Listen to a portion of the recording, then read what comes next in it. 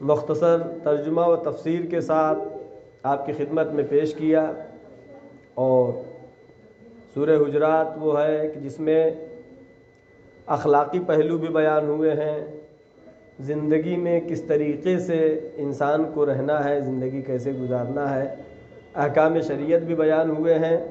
اور اس سورہ حجرات کی آج آخری 3 آیتیں آپ کی خدمت میں پیش کروں گا کہ سورہ حجرات کی آیت نمبر 15، جس میں ذکر ہوا تھا کہ مومن کی پہچان کیا ہے، اور آخری آیات جو ہم نے پڑھی تھی وجاہدوا باموالہم وانفسہم، اپنے مال کے ذریعے سے اور اپنے جان کے ذریعے سے مومن جہاد کرتا ہے۔ لہذا جہاد کی ایک قسم جو بیان ہوئی اس آیت میں، گزشتہ آیت میں، وہ ہے اپنے مال کے ذریعے سے جہاد کرنا۔ اور آج آیت نمبر 16 سے آیت نمبر 18 تک مختصر آپ کی خدمت میں پیش کریں گے تاکہ یہ سورہ آج تمام ہو جائے۔ آئندہ خطبات جمعہ میں دوسرے موضوعات کا انتخاب ہوگا۔ اس آیت میں خداوند عالم فرما رہا ہے قل اتعلمون اللہ بدینکم، کیا تم اللہ کے سامنے اپنے دین کو دکھا رہے ہو، اللہ کو بتانا چاہ رہے ہو اپنے دین کے بارے میں؟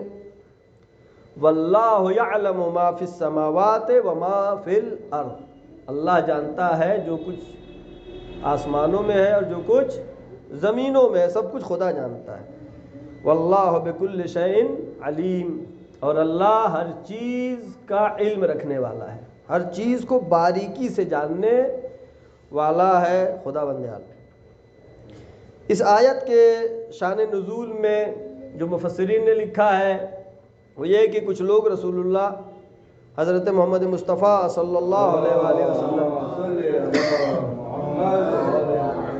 کے پاس آئے اور قسمیں کھا کر کے کہنے لگے کہ ہم دل سے ایمان لائے ہیں، قسم، اللہ کی قسم، رسول کی قسم کہ ہم دل سے ایمان لائے ہیں۔ یہ پیغمبر کے پاس آئے، پیغمبر سے آ کر کے اپنے ایمان کا اظہار کر رہے تھے، لیکن جواب خداوند عالم دے رہا ہے۔ تو معلوم ہی ہوا کہ پیغمبر کے سامنے کسی چیز کا اظہار کرنا وہ اسی طریقے سے ہے کہ جیسے خدا کے سامنے اظہار کرنا ہے۔ لہذا آیت میں خداوند عالم نے کہا قل اتعلمون اللہ بدینکم، کیا تم اللہ کو بتاتے ہو اپنے دین کے بارے میں؟ درا حال ہے کہ وہ جو آئے تھے عرب جو اپنے کو کہہ رہے تھے قسم کھا کر کے کہ ہم ایمان لائے ہیں، وہ کس سے کہہ رہے تھے؟ رسول اللہ سے کہہ رہے تھے، لیکن جواب کس نے دیا؟ جواب اللہ نے دیا۔ اتعلمون اللہ، کیا تم اللہ کو بتانا چاہ رہے ہو؟ اللہ تو سب کچھ جاننے والا ہے، تمہارا یہ قسم کھانا، تمہارا اظہار کرنا، تمہارا کتنا ایمان ہے وہ اللہ بہتر جانتا ہے۔ تو معلوم یہ ہوا اس آیت کے ذریعے سے کہ جو پیغمبر کے سامنے بھی اگر کوئی اظہار کرتا ہے اس کا مطلب وہ خدا کے سامنے اظہار کر رہا ہے، لہذا خداوند عالم جواب دے رہا ہے۔ چونکہ جو ہمارا عقیدہ ہے کہ انبیاء و ائمہ معصومین علیہ الصلاۃ والسلام علم غیب کے مالک ہیں، ان کے پاس علم غیب ہوتا ہے۔ علم غیب کا مطلب یہ ہے کہ غیب کی باتیں معلوم ہوتا ہے، لہذا جس طریقے سے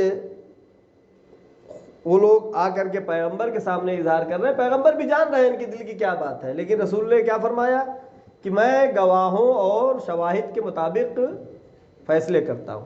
یعنی اللہ نے اس دنیا میں انسان کو بھیجا، انسانوں کی ہدایت کے لیے انبیاء کو بھیجا، انبیاء کے بعد قیامت تک کے لیے ائمہ معصومین کو بھیجا انسانوں کی ہدایت کے لیے، لیکن یہ جتنے بھی ہادیان برحق ہیں اللہ نے ان کو علم غیب عطا کیا ہے۔ لیکن اس نقطے کو بار بار ہمیشہ میں کہتا ہوں، علم غیب کا مطلب یہ نہیں ہے کہ یہ امام یا رسول یا نبی ہمیشہ علم غیب سے استفادہ کرے، نہیں، چونکہ حکمت خدا یہ ہے کہ دنیا میں اس طریقے سے انسان زندگی گزاری ہے، معصومین بھی دنیا میں اس طرح کی حکومتیں قائم کریں جو دنیا کے سسٹم کے مطابق ہے، یعنی علت و معلول کی جو دنیا ہے اس کے مطابق ہی سب کچھ ہونا چاہیے۔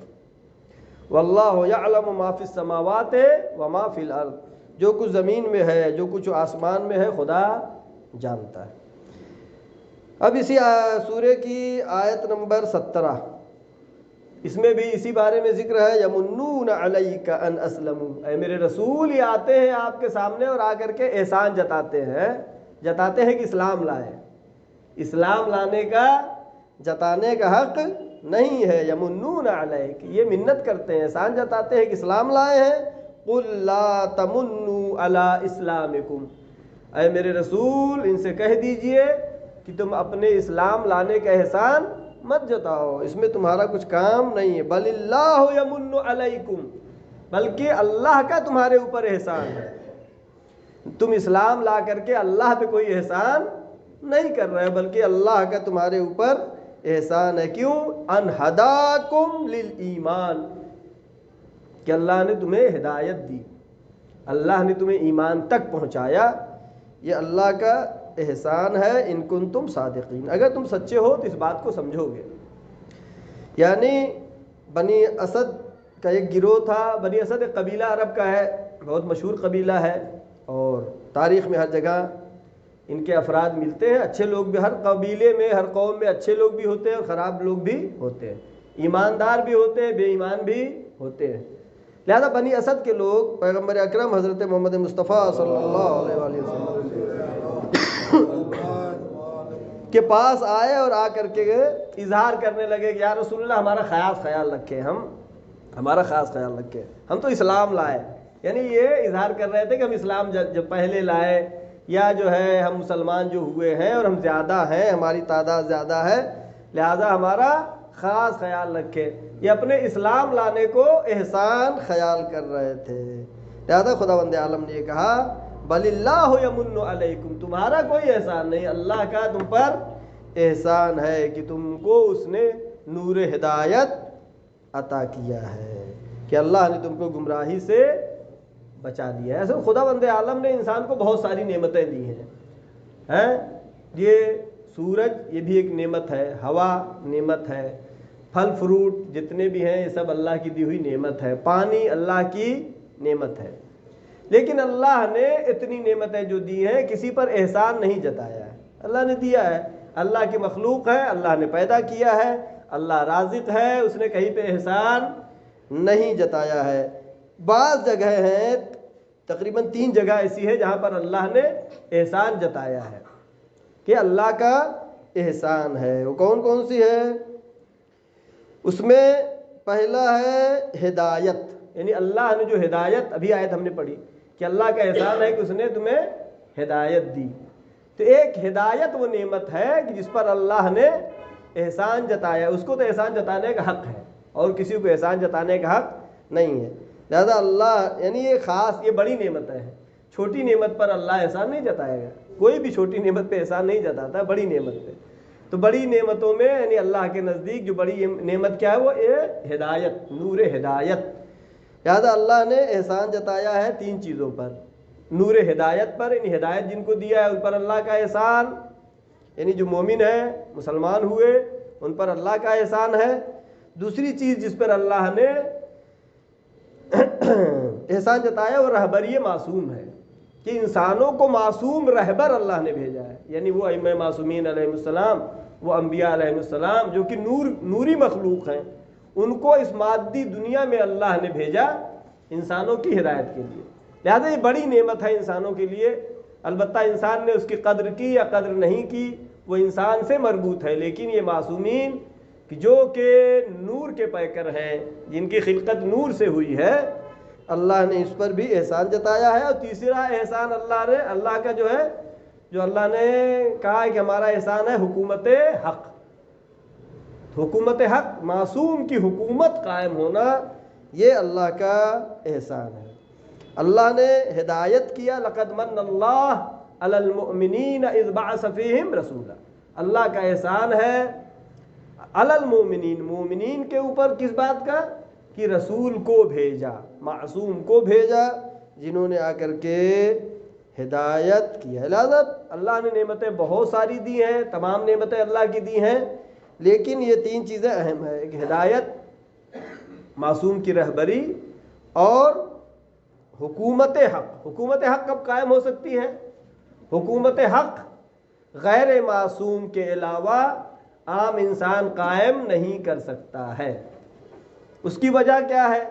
اس کی وجہ یہ ہے کہ انسان خطا کار ہے، انسان سے غلطی ہوتی ہے، انسان سے بھول چوک ہو جاتی ہے، لہذا کتنی بھی کوشش کرے، اگر حکومت حق چاہیے، جو کہ اللہ کی پسندیدہ حکومت ہے، وہ ائمہ معصومین علیہم الصلاۃ والسلام کی قائم کردہ حکومتیں ہیں۔ صلوات بھیجے محمد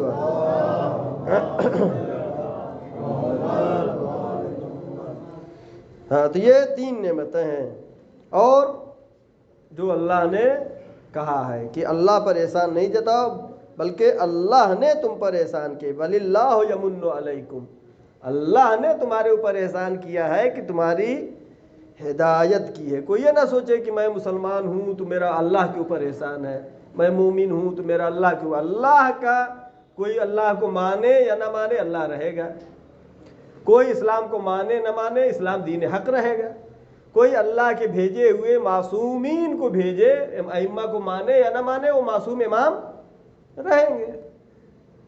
اس لیے کہ یہ کوئی دنیاوی حکومت نہیں ہے۔ دنیاوی حکومت کا کیا سسٹم ہے کہ بادشاہ ہے، جب جیل میں چلا گیا تو پھر بادشاہ نہیں ہے، لیکن یہ امام معصوم وہ ہے جس کو اللہ نے امام بنایا ہے۔ اگر دنیا والے اس کو جیل میں ڈال دے، دنیا والے قید خانے میں ڈال دے، پھر بھی وہ امام ہی رہتا ہے، اس لیے کہ اس کو اللہ نے، دنیا والوں نے نہیں بنایا، جیسے کہتے ہیں آج سیاسی امور میں صلوات بھیجے محمد اس جمہوری نظام میں کیا کہتے ہیں کہ بھائی ہم نے ووٹ دیا ہے، ہم نے عہدہ دیا ہے، ہمارے ووٹ کے ذریعے سے آپ سی ایم بنے ہیں، ہمارے ووٹ کے ذریعے سے آپ پی ایم بنے ہیں، تو ہٹا سکتے ہیں، لیکن جس کو عہدہ اللہ نے دیا ہے اس کو انسان کے بس کی بات نہیں ہے۔ اور اس سورہ حجرات کی آخری آیت، اور آج کے اس خطبے میں سورہ حجرات تمام ہو جائے گا، انشاءاللہ دوسرے کسی سورے کو عنوان قرار دیں گے، اور اس میں خداوند عالم فرماتا ان اللہ یعلم غیب السماوات والارض، اللہ آسمان کی باتوں، غیب پوشیدہ باتوں کو جانتا ہے، اور زمین کے بھی پوشیدہ باتوں کو جانتا ہے، واللہ بصیر بما تعملون، اور اللہ بصیر ہے جو کچھ بھی تم کرتے ہو۔ دیکھو دو لفظ آئے ہیں، جہاں پر زمین اور آسمان کا تذکرہ ہے وہاں پہ کیا اللہ نے کہا؟ یعلم، اللہ جانتا ہے۔ جہاں انسان کے عمل کی بات آئی وہاں پر کیا لفظ آیا؟ بصیر آیا ہے۔ یعلم یعنی جاننا، اور بصیر کا مطلب باریکی کے ساتھ جاننا، چونکہ اللہ نے انسان کو خلق کیا ہے اور اس دنیا کو انسان کے لیے خلق کیا ہے، لہذا انسان کے اندر کیا پیچیدگیاں ہیں، انسان کے اندر کیا خصوصیات ہیں، انسان کے اندر کیا صفات ہیں، ہر چیز کا جو بنانے والا ہوتا ہے وہ بہتر جانتا ہے۔ لہذا اللہ جب انسان کے عمل کی بات کرتا ہے تو کہہ رہا ہے ان اللہ بصیر، اللہ بصیر ہے، بما تعملون، جو کچھ بھی تم انجام دیتے ہو۔ لہذا انسان کے عمل کے بارے میں اللہ جو ہے یہ اشارہ کر رہا ہے، بتا رہا ہے کہ بہتر طریقے سے جانتا ہے۔ اور حالات حاضرہ کے سلسلے میں شاید کچھ لوگوں کے ذہن میں سوال ہو، اور کچھ لوگ سوال کرتے ہیں، جیسا کہ ابھی عیسائیوں کا مذہب، ان کا تہوار ہے کرسمس شروع ہو رہا ہے، یا ہولی ہے، دیوالی ہے، اس کے بارے میں ہو سکتا ہے ذہنوں میں سوال ہو کہ ہم آیا ان کو مبارکباد دے سکتے ہیں یا مبارکباد نہیں دینا چاہیے۔ تمام مراجع اکرام اکثر کا یہ کہنا ہے کہ کسی بھی مذہب کا تہوار ہو اس میں مبارکباد دے سکتے ہیں، مبارکباد دینے میں کوئی حرج نہیں ہے، چاہے وہ ہندو کو کوئی تہوار ہو چاہے عیسائی کا تہوار ہو، مبارکباد دینے میں کوئی حرج نہیں ہے اور دینا چاہیے، لیکن چند باتوں کا خیال رکھنا ضروری ہے۔ پہلی بات، ہاں اس میں شرکت بھی کر سکتے ہیں، ان کا پروگرام اگر ہے تو اس میں شرکت بھی کر سکتے ہیں، لیکن چند باتوں کا خیال رکھتے ہوئے۔ نمبر ایک، اگر وہاں پہ آپ شرکت کر رہے ہیں تو اپنا دین محفوظ رہے، اپنے دین پہ کمی یا اثر نہ پڑے، اپنے ایمان پہ اثر نہ پڑے، تو شرکت بھی کر سکتے ہیں، مبارکباد بھی دے سکتے ہیں۔ مبارکباد دینے میں تو کوئی حرج ہی نہیں ہے۔ ان کے پروگرام میں 3 شرطیں، پہلی بات یہ کہ اپنا دین محفوظ رہے، دوسری شرط یہ ہے کہ اپنے مذہب کی توہین شمار نہ ہو، یہ نہیں کہ یہ آئے ہیں ہمارے مذہب کی توہین ہمارے جانے کی وجہ سے، ان کے پروگرام میں شرکت کرنے کی وجہ سے اگر ہوتی ہے تو پھر نہیں جانا چاہیے۔ ہاں یہاں پہ ایک مسئلہ ہے، دیکھیے جو کرسچن ہیں یا جو یہودی ہیں جوز، یہ جو ہیں اہل کتاب کہلاتے ہیں، یہ ظاہراً نجس نہیں ہے، یعنی جس طریقے سے ہم پاک ہیں اسی طریقے سے وہ بھی پاک ہے، یعنی ان کے ہاتھ کا کھا سکتے ہیں، اگر ان کا ہاتھ گیلا ہے آپ نے ہاتھ ملایا ہے تو آپ کا ہاتھ بھی پاک ہے۔ لیکن آپ گئے پروگرام میں، سامنے والا مشرک ہے، کافر ہے، اس سے ہاتھ ملایا آپ نے، اس کا ہاتھ گیلا ہے تو پھر ہاتھ نجس ہو جائے گا، یہ فرق رکھنا ضروری ہے۔ لہذا اہل کتاب پاک ہے، البتہ ان کا ذبیحہ کھانا صحیح نہیں ہے، ان کا گوشت اگر آپ کو یقین نہیں ہے کہ وہ ذبح کیا گیا ہے، اگر معلوم ہے کہ ایک مسلمان کے یہاں سے لایا ہے ذبح کیا ہوا جانور اور پھر پکایا ہے، اور یہ بھی معلوم ہے کہ یہ نجاست کا شائبہ نہیں ہے، وہاں پر معلوم ہو کہیں پہ ایسا ہوتا ہے کہ کھانا پک رہا ہے وہیں پہ کتا بھی موجود ہے، ہو سکتا ہے کتے نے اس کو ٹچ کیا ہو، اگر ایسا ہے تو پھر وہاں پر چاہے اہل کتاب ہی کیوں نہ ہو اس کے کھانے سے اجتناب کرنا چاہیے۔ تو 2 چیزیں ہو گئی، پہلی بات کیا ہوئی، اپنا دین محفوظ رہے، شرکت کر سکتے ہیں، اپنے مذہب کی توہین شمار نہ ہو۔ تیسری بات یہ ہے کہ لہو لعب یعنی گانا بجانا اور محرم اور نامحرم ایک جگہ اکٹھا ہوتے ہیں، جمع ہوتے ہیں، ایسا نہ ہو، یعنی اگر ایسی حالت ہے، البتہ ان کے زیادہ تر پروگرام میرے خیال سے ایسے ہی رہتے ہیں جہاں پہ گانے بجانے ہوتے ہیں، لہٰذا وہاں پہ بہترین طریقہ یہ ہے کہ جائیے پروگرام میں شرکت کیجیے اور یہ گانا بجانا شروع ہونے سے پہلے پہلے اپنے گھر چلے آئیے، اس لیے کہ دین اسلام دین تسلیم ہے، دین اسلام اتحاد کی دعوت دیتا ہے، دین اسلام تمام انسانوں کو برابر سمجھتا ہے، یہ اسلام کا بہت بڑا امتیاز ہے، اگر اس کو دنیا کے سامنے پیش کیا جائے تو یہی کافی ہے اسلام کی تبلیغ کے لیے کہ دین اسلام تمام انسانوں کو برابر سمجھتا ہے، تمام انسان برابر ہیں۔ ہاں البتہ اب اسلام لانے کے بعد پھر کیا ہے، اب وہ جو مسلمان ہو گیا ہے تو ہمارے یہاں کوئی ذات پات کا کوئی فرق نہیں ہے، چاہے کسی بھی ذات کا ہو، جب اسلام لایا تو جماعت میں پہلی صف میں آگے کھڑا ہو سکتا ہے، دوسری صف میں بھی کھڑا ہو سکتا ہے، دیگر مذاہب کی طرح سے نہیں ہے۔ ایک مناسبت تو یہ ہوئی، کرسمس چل رہا ہے اور اس کی مبارکباد دینا صحیح ہے، مبارکباد دے سکتے ہیں، ان کے پروگرام میں بھی شرکت کر سکتے ہیں، لیکن ان 3 شرطوں کے ساتھ کہ گانا بجانا وہاں پہ نہ ہو، اپنا دین محفوظ رہے اور اپنے دین کی توہین اس میں شرکت کرنے سے نہ ہو، تو وہاں پہ شرکت کر سکتے ہیں۔ دوسری مناسبت جو اس ہفتے کی ہے وہ یعنی 10 جمادی الثانی کو جنگ جمل ہوئی ہے، یعنی کل کا دن جو آنے والا ہے۔ جنگ جمل وہ جنگ ہے جو کہ مولا کائنات حضرت علی ابن ابی طالب علیہ السلام کی حکومت ظاہری جب مولا کو ملی، ہمارے عقیدے کے لحاظ سے تو امام اللہ نے بنا کے بھیجا ہے، چاہے حکومت ملے چاہے حکومت نہ ملے، چاہے خلافت ملے چاہے خلافت نہ ملے، اس لیے کہ اگر مولا کائنات نے خلافت قبول کیا ہے تو یہ خلیفہ چوتھے کس کے ہیں؟ اہل سنت کے خلفاء ہیں۔ دیکھیے یہ اور المیہ ہے کہ وہ نہ مانتے ہوں، لیکن ہمارے تو امام پہلے سے ہے، چاہے وہ خلافت قبول کرتے یا خلافت قبول نہ کرتے، ہمارے عقیدے کے لحاظ سے وہ رسول اللہ کے خلیفہ و جانشین ہیں، چاہے قبول کرے یا قبول نہ کریں۔ دیکھیے آج کا زمانہ جو کہ سوشل میڈیا کا زمانہ ہے، اس طرح کا دیکھنے کو ہمیں ملتا ہے۔ ابھی ایک ویڈیو میں نے کل دیکھی جس میں اہل سنت کے ایک عالم ہیں جو کہ تمام صحیح بخاری، صحیح مسلم اور الموطا ابن مالک، تمام صحاح ستہ کی کتابیں جو ہیں ان کی سب کو لے کر کے وہ دکھا رہے ہیں، پیش کر رہے ہیں، اور آخر میں انہوں نے رو کر کے یہ کہا کہ افسوس کی بات یہ ہے کہ اہل بیت کو ہم نے مخصوص کر دیا ہے شیعوں کے لیے، یعنی اہل بیت کو ماننے والے صرف شیعہ ہیں، درا حالے کہ اگر اہل بیت کو نہیں مانتا ہے تو نہ تو اس کی دنیا آباد ہو سکتی ہے نہ ہی اس کی آخرت آباد ہو سکتی ہے، اور ہماری کتابوں سے یہ ثابت ہے۔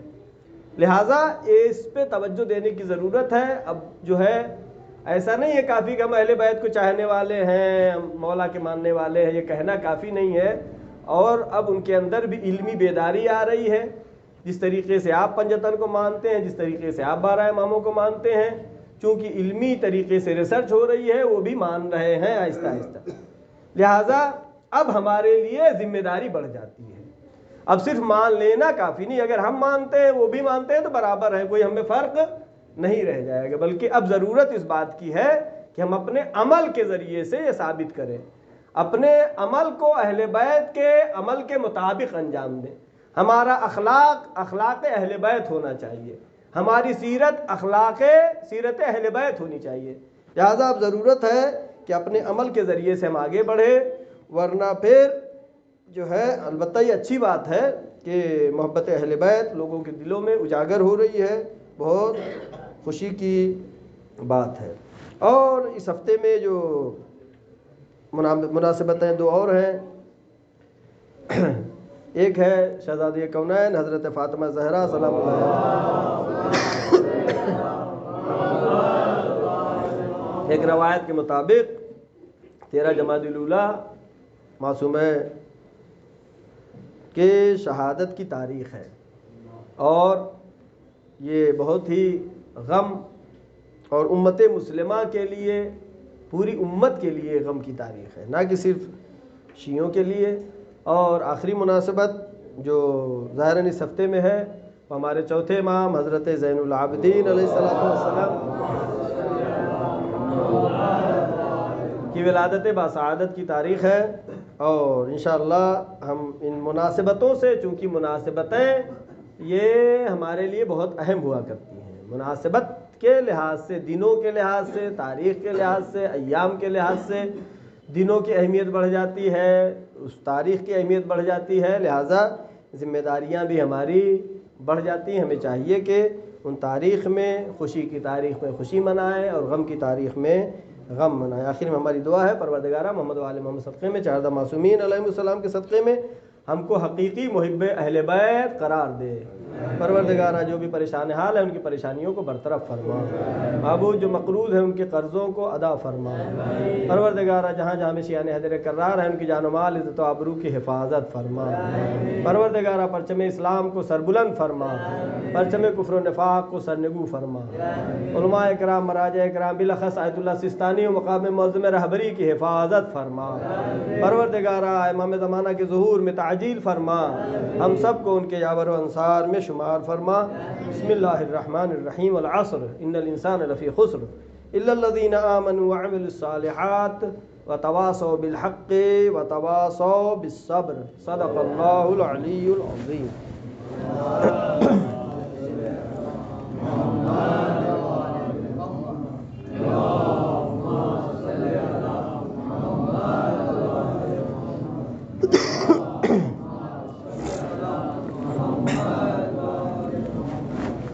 اعوذ باللہ من الشیطان الرجیم، بسم اللہ الرحمن الرحیم، وبہ نستعین۔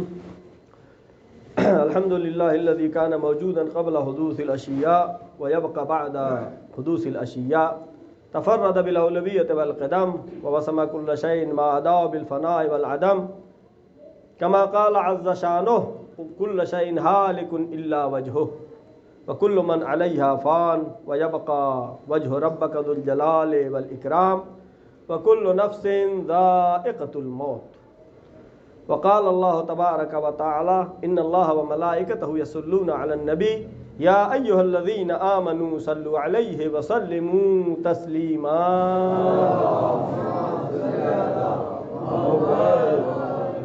اللہم صل وسلم وزد وبارک علی سید المرسلین خاتم النبیین ابو القاسم محمد۔ اللہم صل وسلم وزد وبارک علی سیدتنا فاطمہ بنت رسول اللہ۔ اللہم صل وسلم وزد وبارک علی قائد الغر المحجلین امیر المؤمنین علی بن ابی طالب۔ اللهم صل وسلم على الحسن المجتبى وعلى الحسين الشهيد بكربلاء وعلى علي بن الحسين زين العابدين وعلى محمد بن علي باقر العلوم الأولين والآخرين وعلى جعفر بن محمد الصادق وعلى موسى بن جعفر الكاظم وعلى علي بن موسى الرضا وعلى محمد بن علي التقي وعلى علي بن محمد النقي وعلى حسن بن علي العسكري وعلى قائدنا مولانا صاحب العصر والزمان عادم الكفر والفسوق والعصيان اوصیکم عباد اللہ و نفسی بتقوی اللہ۔ نماز جمعہ کے اس خطبے میں ہمارے چوتھے امام حضرت زین العابدین علیہ السلام کی مشہور دعا، جس کو دعائے مکارم الاخلاق کہتے ہیں، اس کو آپ کی خدمت میں پیش کروں گا۔ سب سے پہلے اپنے نفس کو اور تمام حضار محترم کے نفوس کو تقوی الہی کی دعوت دیتا ہوں، اور یہ دعا جس میں امام نے بہت سے انسان کی ترقی کے لیے، انسانی روح کو عروج تک پہنچانے کے لیے امام معصوم نے بہت ساری باتوں کا ذکر کیا ہے، امام نے بیان کیا ہے۔ اس میں سے چند باتیں آپ کی خدمت میں اس جمعے میں پیش کریں گے، انشاءاللہ آئندہ جمعے میں دعائے مکارم الاخلاق آپ کی خدمت میں پیش کی جائے گی۔ اس میں امام علیہ السلام فرماتے ہیں وقفنی ما یشغلنی الاہتمام بہ، کہ میرے اللہ مجھے مشغولیات سے، ایسے مشغولیات سے بے نیاز کر دے جو تیری عبادت کرنے میں مجھے روک دیتے ہیں، مانع ہو جاتے ہیں۔ یعنی انسان کبھی اپنی مشغولیت کی وجہ سے اپنے اتنے زیادہ کام اس کے پاس آ جاتے ہیں کہ وہ عبادت کو صحیح طریقے سے انجام نہیں دے پاتا ہے۔ معلوم ہو کہ نماز بھی پڑھتا ہے، نماز کے لیے کھڑا ہوتا ہے، لیکن اس کے پاس تمام کام اسی وقت ذہن میں آتے ہیں، یہ عبادت سے روک دینے والے ہیں۔ لہذا امام اس میں، اس دعا میں امام جس چیز پر متوجہ کر رہے ہیں اور جو دعا کر رہے ہیں، وقفنی ما یشغلنی، وقفنی روک دے، ما یشغلنی جو چیز مجھے مشغول کر دے، الاہتمام بہ، کہ عبادت کو جو اہتمام ہے، عبادت کرنے کے لیے جو ضروریات ہیں، ان سے جو چیزیں روک دیتی ہیں کہ پروردگارہ مجھے ان مشغولیات سے بے نیاز کر دے۔ یعنی یہ نماز جو کہ چند منٹ کی ہے، اس میں انسان کو جب کھڑا ہوتا ہے تو تمام موجودات سے رابطہ ختم کر دینے کا نام ہے، یعنی اتنی دیر صرف اللہ سے رابطے میں۔ ایران میں مسجدوں میں دیکھا ہے موبائل کی فوٹو لگی رہتی ہے، اس پہ کٹ بنا ہوتا ہے، وہاں پہ لکھے جو عبارت لکھی ہوتی ہے یہ کیا ہے؟ وقت ارتباط با خدا، ارتباط با مردم قط نمائی، کہ جب اللہ سے رابطے میں ہو تو لوگوں سے رابطہ ختم کر دو۔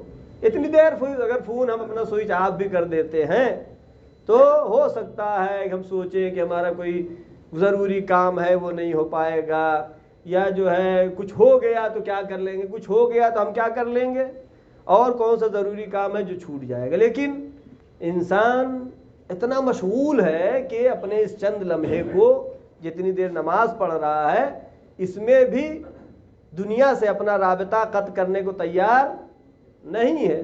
لہذا امام علیہ السلام اس پہ دعا میں فرما رہے ہیں وقفنی، پروردگارہ ان مشغولیات سے مجھے بے نیاز کر دے کہ جو تیری عبادت میں رکاوٹ بن جاتے ہیں۔ لہذا اللہ پہ اتنا بھروسہ کرنا تو چاہیے ہی کہ جب اس کی عبادت کر رہے ہیں، نماز پڑھ رہے ہیں، سوچے کہ کوئی بیمار پڑ جائے گا، کوئی کیا ہو جائے گا، کہاں سے فون آ جائے گا، جتنی دیر نماز پڑھ رہے ہیں اتنی دیر اگر کچھ آ بھی جائے گا اور رک کے بھی جائیں گے تو انسان کے اختیار میں کچھ نہیں، انسان صرف کوشش کر سکتا ہے، کوشش کرنا ضروری ہے، لیکن بالکل ہی اللہ پہ بھروسہ نہ کرے، سب کچھ مادیات پہ بھروسہ کرے تو یہ صحیح نہیں ہے۔ لہذا امام نے دعا میں یہ کہا کہ ان چیزوں سے مجھے بے نیاز کر دے جو عبادت سے روک دیتے ہیں۔ معلوم ہے رات میں اگر کوئی 12 بجے سویا تو نماز صبح میں نہیں جاگ سکتا ہے، جب 12 بجے سوئے گا 1 2 3 4 5 6 شاید مشکل ہو جائے اس کے لیے جاگنا ہے، لیکن اگر حساب لگائے وہ 10 بجے ہم سوئیں گے تو نماز صبح کے لیے جگ جائیں گے، تو تمام کام روک کر کے، موبائل بند کر کے، سوئچ آف کر کے، چاہے بچے ہوں، چاہے بوڑھے ہوں، چاہے جوان ہوں، بند کر کے سو جائے اللہ پہ بھروسہ کرتے ہوئے، اور تاکہ تیاری جسے کہتے ہیں تیاری کرنا پہلے سے ضروری ہے۔ اور اس دعا مکارم الاخلاق میں امام علیہ السلام جو دعا کرتے ہیں وَاسْتَعْمِلْنِي بِمَا تَسْأَلْنِي غَدًا عَنْهُ، کہ پروردگارا مجھے انہی کاموں پر عمل کرنے کی توفیق دے کہ جن کو قیامت کے دن جس کے بارے میں سوال ہونا ہے، مجھے ان کاموں کو انجام دینے کی توفیق دے کہ جس کے بارے میں قیامت کے دن سوال ہونا ہے۔ اس لیے کہ قیامت کیا ہے؟ اصول دین میں سے ہے، اس کا ایمان، اس کا یقین رکھنا یہ ہمارے دین کا اصل ہے۔ اگر کسی کا ایمان نہیں قیامت پہ تو پھر وہ مسلمان بھی نہیں ہے، اور قیامت کا اگر کسی کوئی نہیں مانتا مسلمان کیا وہ کسی مذہب میں نہیں ہے۔ اس لیے کہ جب حساب کتاب نہیں ہے تو پھر دنیا کیا ہے؟ یعنی خدا نے بس اسی طرح بنایا، درحال ہے کہ خدا بند عالم علیم ہے، حکیم ہے۔ جب ہم چھوٹا موٹا کوئی کام بغیر معقول انجام نہیں دیتے ہیں تو وہ خدا جو کہ حکمت ہے، عقل کل ہے، علم کل ہے، علیم ہے، حکیم ہے۔ لہذا امام علیہ السلام دعا کر رہے ہیں اس میں کہ ہم کو اے اللہ ہم کو ان کاموں کی توفیق دے کہ قیامت کے دن جس کے بارے میں سوال ہونا ہے، جس کے بارے میں سوال ہونا ہے۔ اور قیامت کے بارے میں کس چیز کے بارے میں سوال ہونا ہے؟ ہر چیز کے بارے میں سوال ہونا ہے، جیسا کہ آیت پڑھتے ثم لتسألن یومئذ عن النعیم، نعیم وہ دن کہ جس دن نعمتوں کے بارے میں سوال کیا جائے گا۔ کیا کیا نعمتیں اللہ نے دی ہیں؟ ہر ایک کے بارے میں سوال کیا جائے گا۔ عقائد کے بارے میں سوال کیا جائے گا، اخلاق کے بارے میں سوال کیا جائے گا، آداب کے بارے میں، احکام خدا کو انجام دیا یا نہیں، حقوق الہی کو انجام دیا یا نہیں، حقوق الناس کی رعایت کیا یا نہیں کیا۔ اور کس چیز کے بارے میں خاص سوال ہوگا؟ جوانی کے بارے میں خاص سوال ہوگا کہ اللہ کہے گا ہم نے تجھے جوانی دی تھی، ہم نے تجھے طاقت دیا تھا، ہم نے تجھے قدرت دیا تھا، تو صبح میں اٹھ کر کے نماز صبح کے لیے جماعت میں آ سکتا تھا، لیکن تو نے اپنی جوانی کو کیسے صرف کیا؟ دیکھیں جوانی بہت بڑی نعمت ہے، ہاتھ پیر مضبوط ہے لیکن ہم اس کو نعمت کی قدر نہیں کرتے۔ عقل ذہن اچھا کام کرتا ہے، فکر اچھی کام کرتی ہے، بدن اچھا کام کرتا ہے، لیکن اس کا استعمال کرنے کے بجائے کیا کر رہے ہیں؟ سو کر کے گزار دے رہے ہیں۔ سو کے گزارنے کا نام دنیا نہیں ہے۔ لیس للانسان الا ما سعی، انسان کے لیے کچھ بھی نہیں ہے مگر یہ کہ جو کوشش کرے۔ کوشش کرنا، مشغول رہنا، مصروف رہنا، اپنے کو بزی رکھنا، آگے بڑھنا، یہ انسان کے لیے ضروری ہے۔ لہذا قیامت میں جو سوال ہوں گے اس میں سے کیا ہے؟ جوانی کے بارے میں سوال ہوگا کہ اپنی جوانی کو کیسے استعمال کیا، پڑھ لکھ کر کے یا فالتو چیزوں میں۔ اگر رات میں ہم لیٹیں اور اپنا محاسبہ کریں کہ آج ہم نے دن میں کتنے گھنٹے موبائل چلائے، موبائل میں کتنی گھنٹے فالتو چیزیں دیکھی، اور کتنی چیزیں کام کی چیزیں کتنی دیر دیکھی، حساب لگانا چاہیے انسان کو کہ کتنا ٹائم ہم نے برباد کر دیا۔ ٹائم، وقت جو ہے واپس ہونے والا نہیں ہے، عمر رکنے والی نہیں ہے، یہ آگے بڑھنے والا ہے۔ جو بچہ ہے کل وہ جوان ہو جائے گا، جو جوان ہے کل وہ بوڑھا ہو جائے گا۔ ایسا یہ نہیں کوئی سوچے کہ ہم تو جوان ہیں ہمیشہ جوان ہی رہیں گے، ایسا نہیں ہے۔ لہذا چاہیے کہ جوانی سے پورا فائدہ اٹھایا جائے۔ جوان کی عبادت اللہ کو بہت پسند ہے، لیکن نماز جمعہ میں نماز جماعت میں صبح میں ضعیف آتے ہیں، لیکن جوان کم دکھائی دیتے ہیں۔ اور کس بارے میں سوال ہوگا؟ عمر کے بارے میں سوال کیا جائے گا۔ سب سے قیمتی چیز کیا ہے؟ عمر ہے، جان، عمر جو ہے سب سے قیمتی ہے۔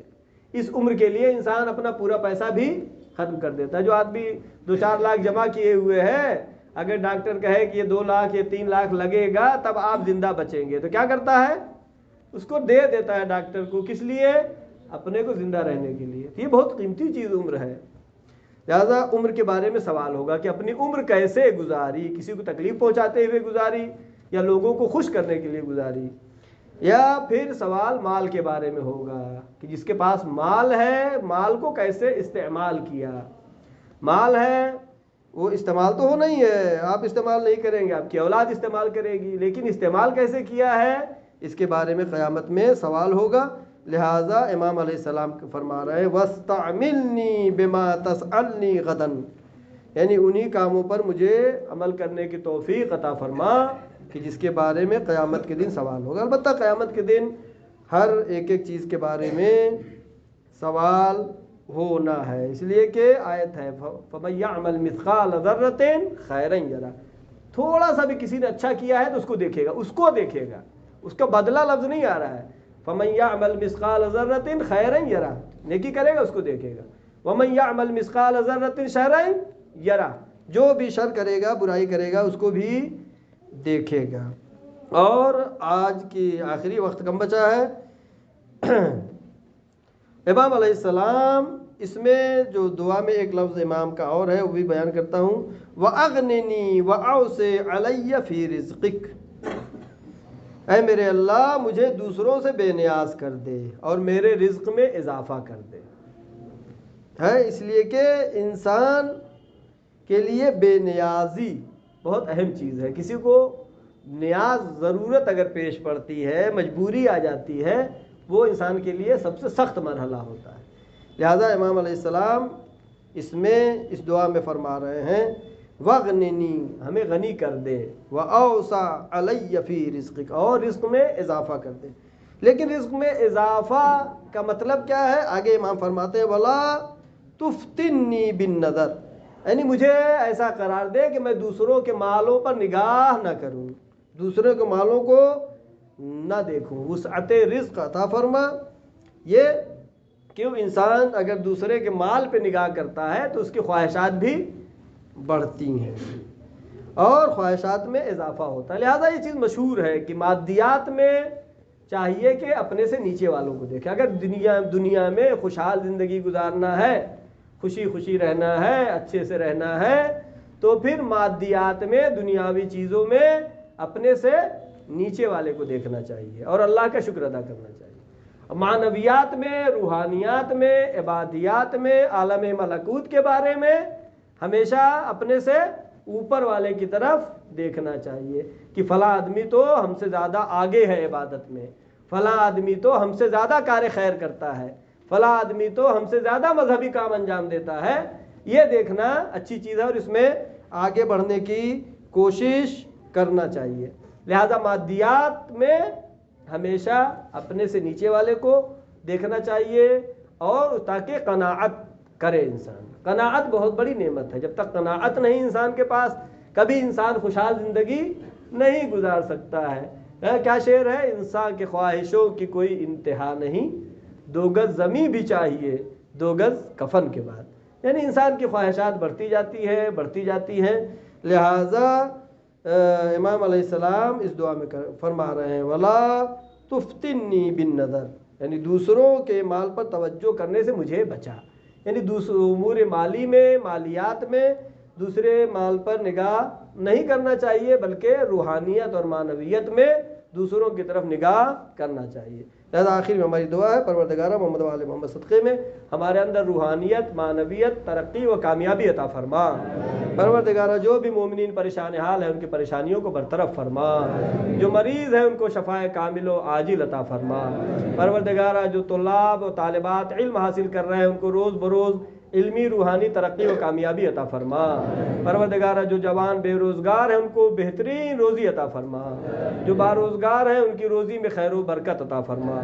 پروردگارہ پرچم اسلام کو سربلند فرما، پرچم کفر نفاق کو سرنگو فرما۔ پروردگارہ دشمن جو بھی ہمارے خلاف سازش کرتا ہے اس کی سازش کو اس کی طرف پلٹا دے۔ پروردگارہ امام زمانہ کے ظہور میں تعجیل فرما، ہم سب کو ان کے یاور و انصار میں شمار فرما۔ وآخر دعوانا ان الحمد للہ رب العالمین، والسلام علیکم ورحمۃ اللہ وبرکاتہ۔ بسم اللہ الرحمن الرحیم۔ قل هو اللہ احد اللہ الصمد لم یلد ولم یولد ولم یکن له کفوا احد۔ صدق اللہ العلی العظیم۔